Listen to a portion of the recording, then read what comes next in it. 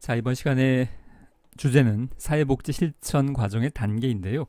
어떤 단계를 거쳐서 사회복지 실천이 일반적으로 이루어지는가에 대한 내용인데 보통 6단계로 구분할 때가 많습니다. 물론 이게 또 학제에 따라서 여러 단계의 구분 방법이 있습니다만 가장 일반적인 것은 6단계로 구분을 하는데요. 자, 그 6단계를 간략히 살펴보려고 합니다. 그래서 주로 그 6단계의 개요에 해당하는 빨간색 부분을 주로 보게 될 텐데, 이게 개요만 이렇게 몇 줄만 정리를 해 놓으면 이게 너무 심한 것 같아서, 그래서 관련된 내용도 밑에 까만색 글씨는 여러분이 각자 참고로 보시면 되겠는데요. 보통 이 한 대여섯 페이지 정도, 이 분량이 한 60분 정도 제가 강의를 일반적으로 하는 내용인데요. 그걸 다 하지는 않고 개요 부분만 하도록 하겠고, 사회복지 실천론이라는 필수 과목이 가면 이 사회복지 과정의 단계에 대해서만 대략 교수에 따라서 다르긴 합니다만 대략 한 4주 내지 5주 정도, 그러니까 한 달 이상 이 내용만 다루게 될 텐데요. 자, 여기서는 그 몇 줄씩만 보려고 합니다. 자, 6단계 첫 번째는 접수 단계인데요. 자, 접수는 문제나 욕구를 가진 사람이 사회복지기관을 방문했을 때 그의 문제와 욕구를 확인하고 기관에서 사회복지기관을 이야기하는 거고요. 서비스를 제공할 수 있는지 여부를 판단하는 과정이겠고, 적격성 혹은 적격 여부 판단 과정이라고도 하겠고, 접수를 통해서 기관에서 서비스를 제공할 수 있다고 판단되면 기관을 찾아온 사람은 클라이언트가 되고 적합한 서비스를 받게 되는데요. 사회복지기관에 처음 찾아온 것의 상황을 의미하면 되겠습니다. 물론 클라이언트가 먼저 찾아오는 경우도 있겠고요. 지역사회에 잠재되어 있는 클라이언트를 사회복지사가 먼저 찾아 나서서 그래서 접수하는 경우도 물론 포함한다고 할 수 있겠습니다. 여러분의 일을 돕기 위해서 병원과 비교를 할 텐데요. 병원과 비교를 하는 것이 이제 딱 맞아떨어지지 않는 경우도 있고, 그리고 사회복지 실천이 과거에 약 100여 년 전에 정신과 의사였던 프로이트에 의해서 출발, 이론적인 배경이 형성이 되다 보니까 클라이언트를 환자로 보는 경향이 강했었습니다. 사회복지 실천의 초기에, 그러니까 약 한 100년 전부터 약 한 50년 전까지. 지금은 그렇게 보지 않거든요. 클라이언트를 환자로 보지 않습니다. 그래서 병원과 비유하는 게 약간의 단점도, 상당한 단점도 있을 수 있겠지만 일단 여러분의 이해를 돕는다는 차원에서 병원과 비유를 할 텐데, 자, 그러니까 우리가 클라이언트를 환자로 보지 않아요. 그걸 전제로 합니다. 병원에 가면 맨 처음에 접수하죠.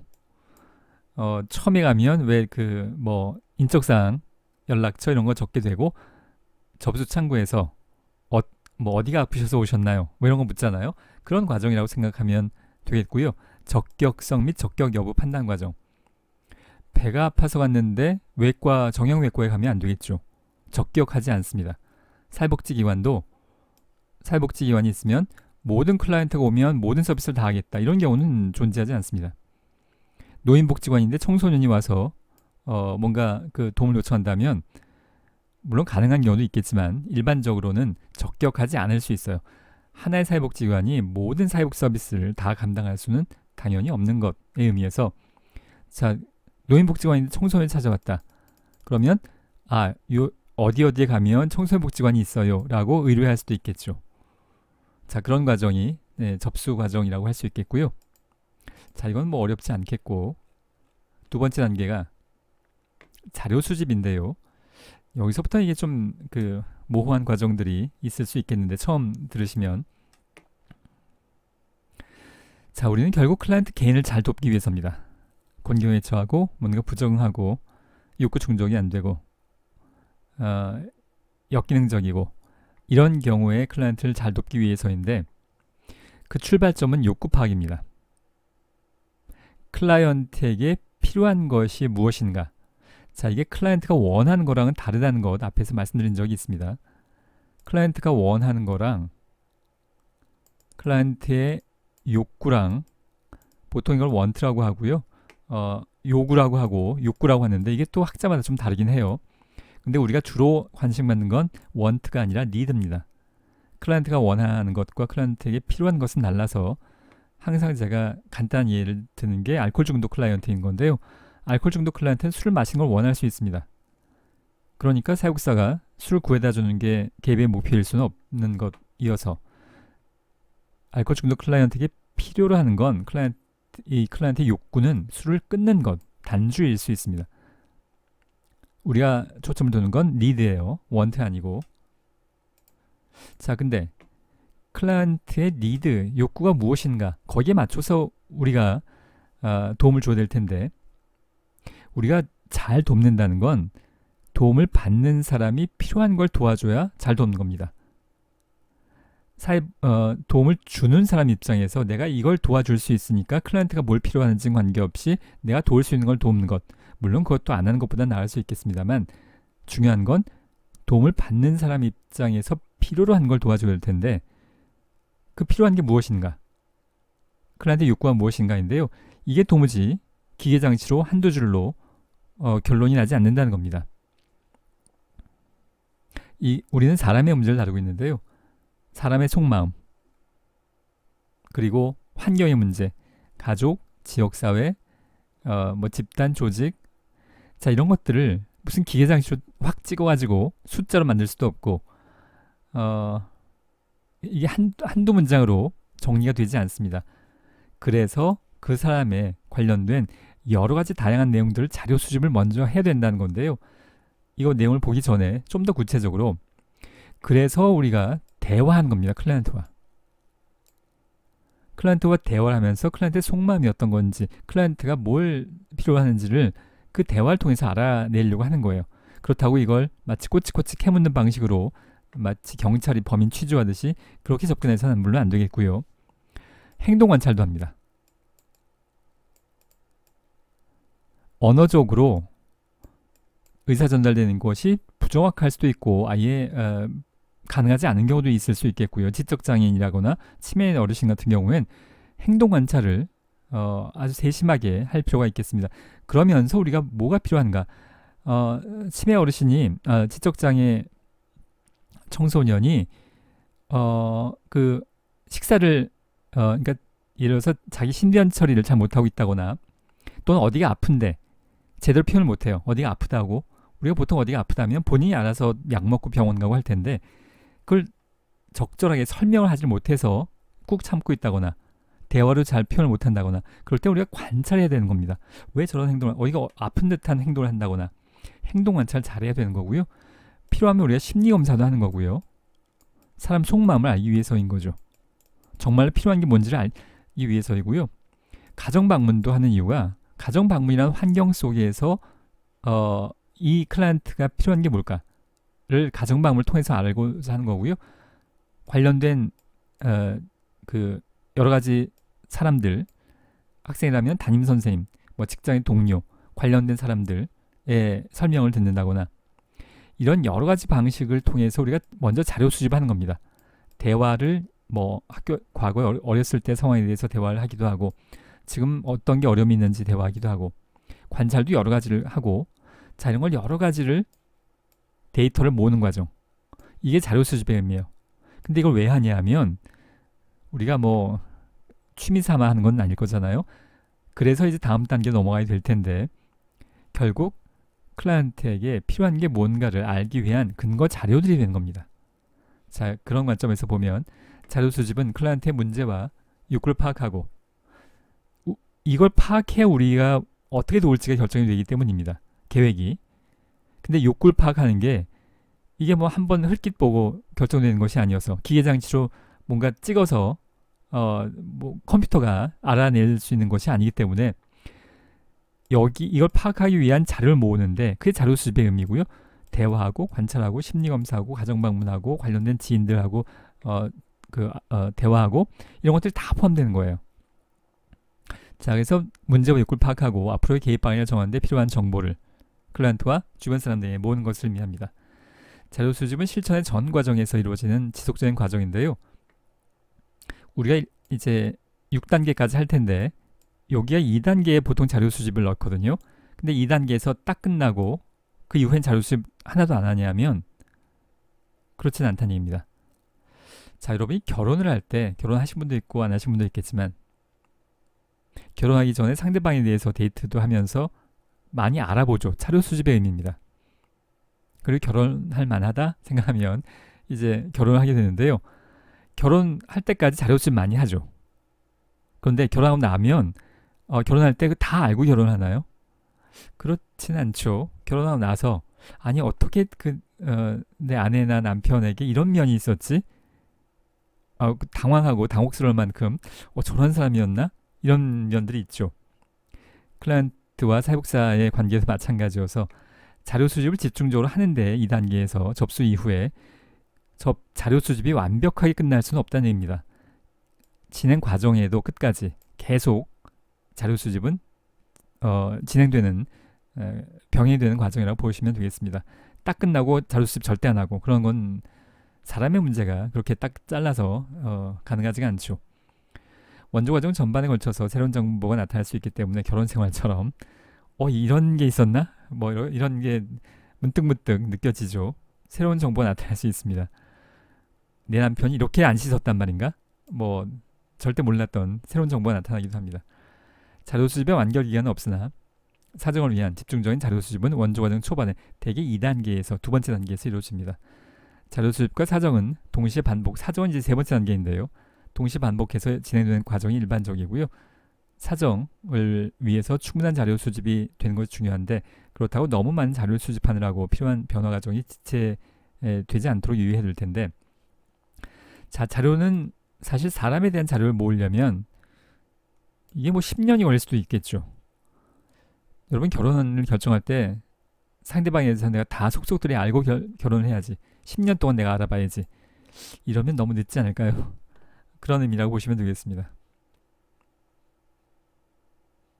자, 수집된 자료는 클라이언트를 둘러싼 주변 체계에 대한 정보도 포함해야 되겠고요. 그러니까 본인과 대화하고 본인 행동에 관찰하고 클라이언트에 대해서 심리검사하고 뿐만이 아니라 환경인 가정, 친구, 학교 생활 이런 거 다 알아봐야 된다는 얘기입니다.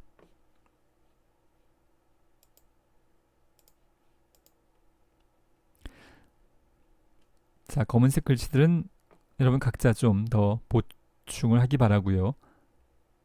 자, 이제 세 번째 단계입니다. 사정인데요. 접수했고 병원하고 비교하자면 다시 앞으로 들어가서요. 병원하고 비교하자면 자료 수집은 엑스레이 찍고 검사하는 겁니다. 자, 병원에서 접수했어요. 배가 아파서 와서 내과에 접수를 했습니다. 그러면 의사가 딱 보자마자 이거 뭐 암입니다. 뭐 이렇게 얼굴 한번 보고 결정하진 않죠. 데이터가 필요합니다. 자료가. 혈액 검사도 하고 엑스레이도 찍어보고 MRI도 찍어보고 그게 자료 수집의 의미예요. 그래서 진단을 하기 전에 진단을 하려면 이런 데이터가 있어야 진단을 하게 될 텐데요. 똑같은 과정이고요.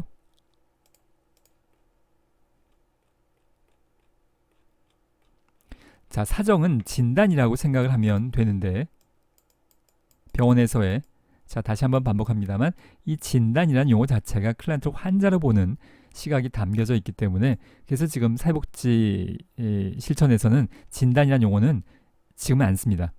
이건 여러분들의 이 과정을 이해하도록 비교하고 있는 것의 관점이지 우리는 진단이라는 용어를 쓰진 않아요. 그 대신에 우리는 사정이라는 용어를 씁니다. 영어로는 어세스먼트이고요. 이건 이제 다이어그노시스이고 병원과 비유하자면 진단 과정 자료 수집했습니다. 엑스레이도 찍고 MRI도 찍고 혈액 검사도 하고 뭐 이런 여러 가지 검사 자료가 나왔겠죠. 그걸 보고 의사가 책상에 앉아서 이 자료가 쭉 오면 이걸 보고 이걸 종합적으로 판단을 하게 되는 거죠. 우리는 사실 일반인들은 엑스레이를 보면 그냥 꺼멓고 하얗고 이렇게밖에 안 보이는데 의사는 그걸 보면서 폐가 문제가 있군요. 이렇게 판단할 수 있겠는데 그 자료를 바탕으로 그 과정이 사정입니다. 사회복지사에게도 앞에서 본 여러 가지 자료를 가지고 판단하는 과정이에요. 수집된 정보를 바탕으로 전체적인 상황을 이해하는 사고의 전개 과정인데요. 그러니까 이거는 쉽게 말하자면 책상 앞에서 하는 겁니다. 앞에서는 가정방문도 하고 여러 가지 하지만 심리검사도 하고 그걸 이제 그 자료가 책상 앞에 다 모였어요. 그럼 그걸 가지고 이제 판단하는 과정입니다. 종합해서. 자료 수집해서 분석 종합하는 과정이고 사실적 자료를 해석하고 의미를 부여함으로써 최종적으로 문제를 규정하고 실천의 방향을 결정하는 일입니다. 자료 수집이 클라이언트와 문제를 이해하는 데 도움이 될 만한 자료를 모으는 것이라면 이거 두 번째 단계 얘기하는 거예요.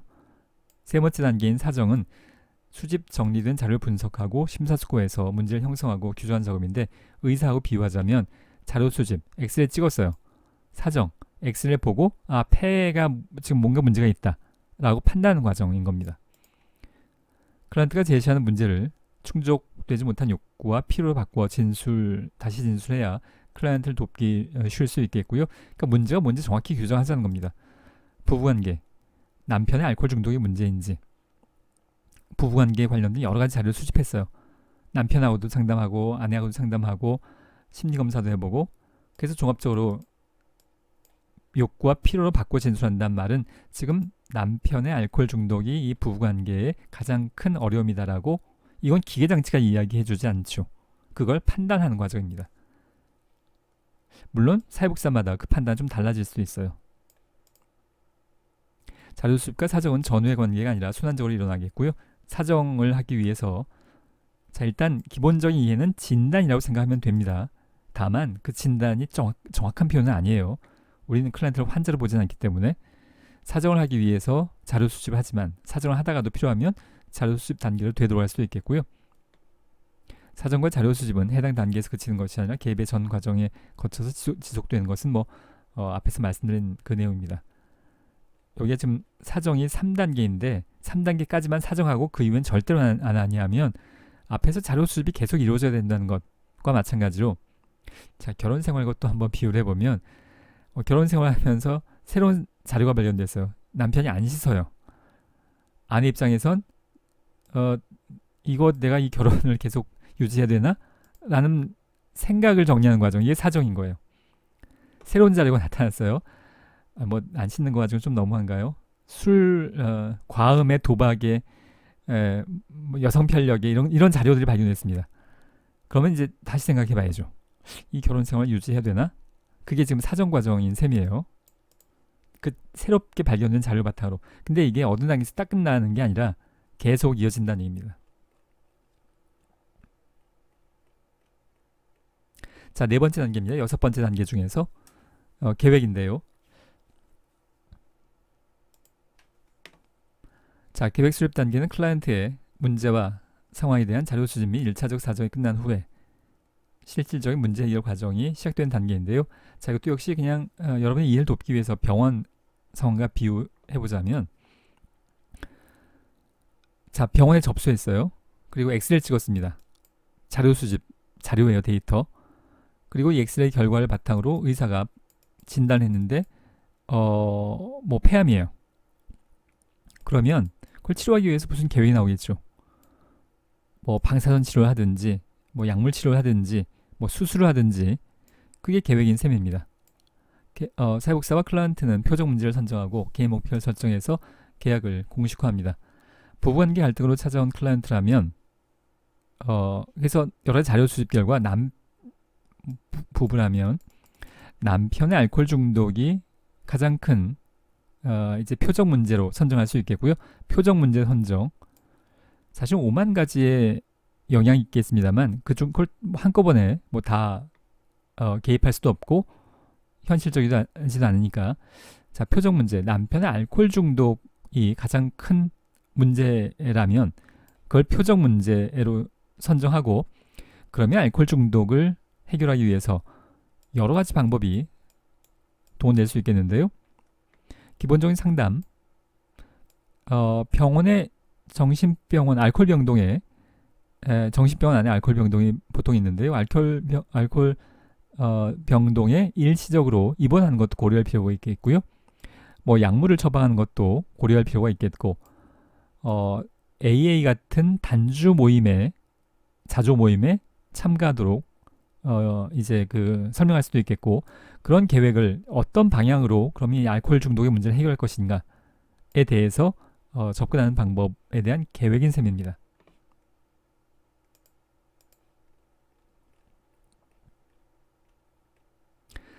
자, 그 다음에 개입입니다. 앞에서 그 폐암일 경우에 수술을 할지 뭐 방사선 치료를 할지 계획이 섰으면 그걸 그대로 실행을 해야겠죠. 그게 개입의 실행의 의미라고 할 수 있겠습니다. 이 개입에 대한 부분은 주로 그 사회복지 실천론에도 나오지만 사회복지 실천 기술론이라는 필수 과목에서도 그 다루게 되는 내용이어서 자, 뭐 이거는 다 보진 않겠고요. 자, 직접적 개입은 우리가 클라이언트가 있으면 클라이언트와 함께 환경을 함께 다룬다고 했는데요. 클라이언트에게 뭔가 하는 건 직접적 개입이고요. 환경을 뭔가 변화하려고 하는 건 간접적 개입입니다. 근데 우리가 환경 자체에 관심 있는 게 아니라 우리는 결국 한 명 한 명을 잘 돕기 위해서인 건데요. 한 명 한 명을 잘 돕기 위해서 환경을 바꾸는 것이 필요한 것의 의미입니다. 제가 앞에서 다뤘는지 모르겠습니다만 이런 예를 들었는지 모르겠습니다만 휠체어를 이용하는 장애인이 있습니다. 버스에 탑승하기 어려워요. 이 앞에 계단이 가파롭고 좁기 때문에 그래서 과거에는 업고 타고 이거는 접어서 따로 싣고 이렇게 했었죠. 우리가 이 개인을 그러면 개인이 버스를 탈 수 있도록 하기 위해서 일으켜 세운 것도 이게 직접적 개입인 셈입니다. 뭔가 의료 과정을 통해서 보행할 수 있도록 변화시킬 수 있다면 물론 그게 잘 안 되기 때문에 장애라고 하는 건데요. 근데 간접적 개입, 환경을 바꾸는 거, 버스를 저상버스로 바꾸면 휠체어가 이렇게 경사를 통해서 버스를 탑승할 수 있는 장치가 달린 버스를 저상버스라고 하는데요. 버스가 바뀌어서 저상장치가 달리면 휠체어 장애인이 아무 불편함 없이 버스를 이용할 수 있을 겁니다. 그러니까 원래 이쪽의 문제였냐 이쪽의 문제였냐를 따지는 것의 의미입니다. 이쪽을 변화시킬 때 우리는 직접적 개입을 하는 거고요. 이쪽을 변화시키려면 간접적 개입, 환경을 바꾸는 겁니다. 우리가 환경을 바꾼다는 말의 의미는 결국 이 한 명을 돕기 위해서인 거죠. 버스가 뭐 마음에 안 들어서 뭐 좀 더 예쁘게 바꾸려고 이런 게 아니잖아요. 버스에 저상장치를 한다는 얘기는 이거 비용이 꽤 드는데 이 한 명을 돕기 위해서 환경을 바꾸는 겁니다. 자, 직접과 간접은 그렇게 이해하시면 되겠고요.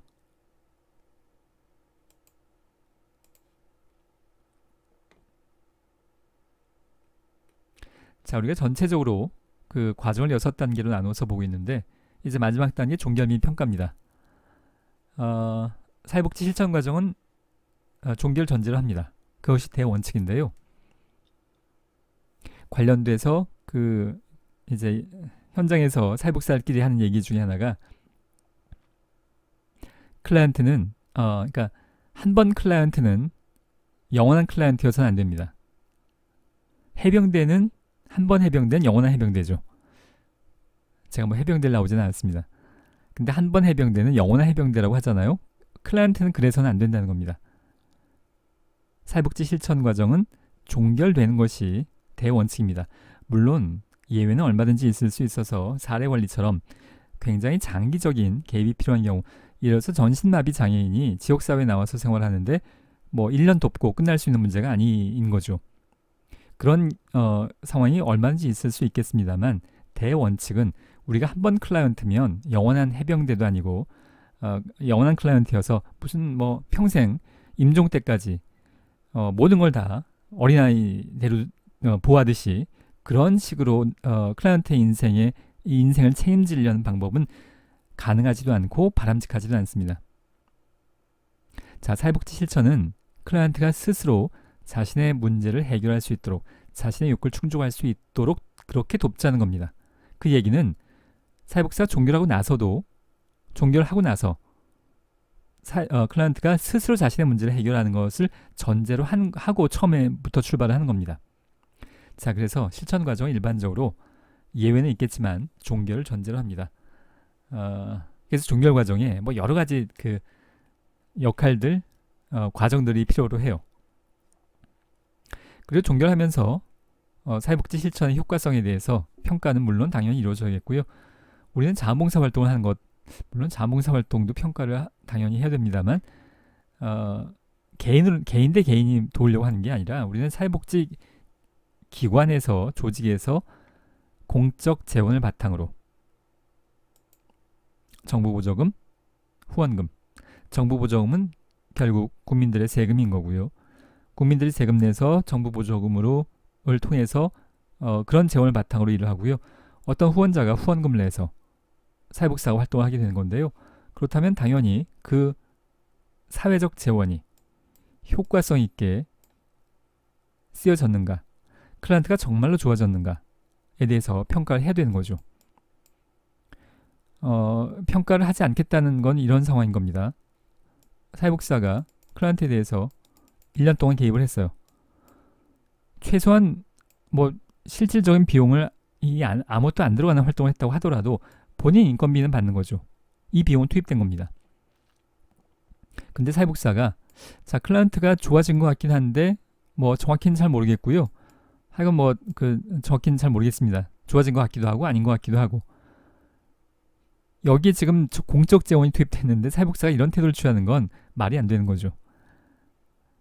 공적 재원이 투입된 만큼 책임 있게 결과에 대한 평가를 해야 됩니다.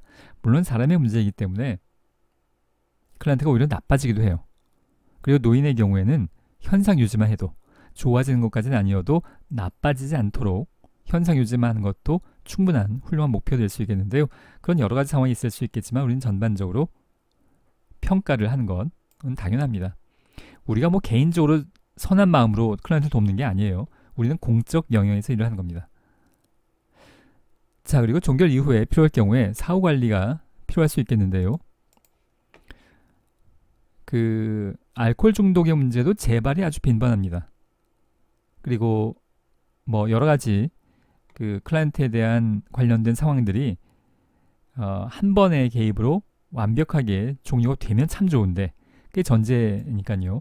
그렇지 못한 경우도 얼마든지 있을 수는 있어서 필요하다면 사후에 지속적인 관리가 필요할 수도 있겠습니다. 자, 그런 내용들이 뭐 좀 더 세부적인 내용들은 여기에 참고사항으로 있고요. 이 내용은 사회복지 실천론이라는 과목에서 최소한 한 4-5주 정도를 다루는 내용인데 지금 대략 한 25분 좀 넘게 간략히만 개요 부분만 다루었습니다. 자, 다시 한번 정리해보면 접수, 자료 수집, 사정, 계획, 계획된 대로 개입, 그리고 종결 및 평가하는 겁니다.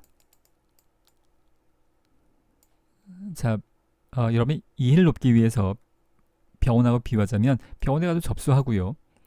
접수한 다음에 어디가 아프다고 얘기하면 자료 수집, 혈액 검사도 하고 조직 검사도 하고 그게 자료 수집인 셈이고요. 그 검사 결과를 가지고 의사가 판단하는 겁니다. 아, 암이네요.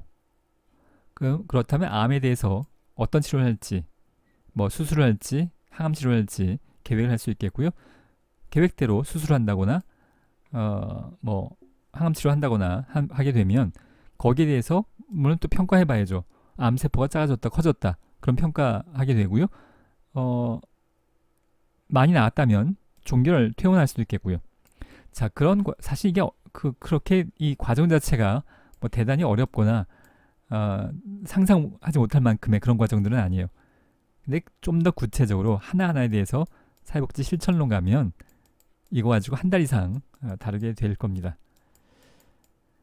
자, 사회복지학 개론의 차원에서는 이 정도로 말씀드리면 될 것 같습니다. 자, 이번 시간 여기까지 하도록 하겠습니다.